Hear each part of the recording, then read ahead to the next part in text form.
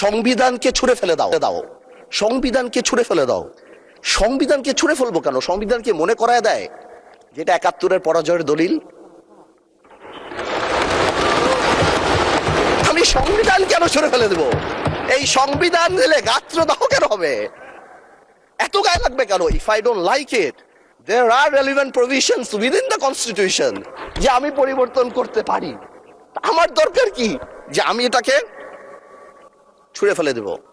আমি আরো অনেক টেকনিক্যালিটিতে যেতে পারতাম, আইনে যেতে পারতাম। আই এম শিওর আমাদের সম্মানিত সদস্য আইনমন্ত্রী সাহেব আছেন, উনি কথা বলবেন। আমি শুধু একটা জেনারেল কথা বলি, ইউনিটি ইজ দ্য কি।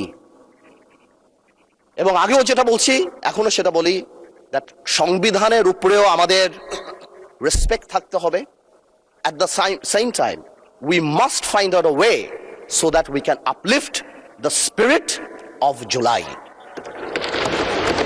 এবং এই কাজ আমাদের, to see between the lines, to draw between the lines, to balance between the lines, আমরা পলিটিশিয়ান, এটা আমরা করব।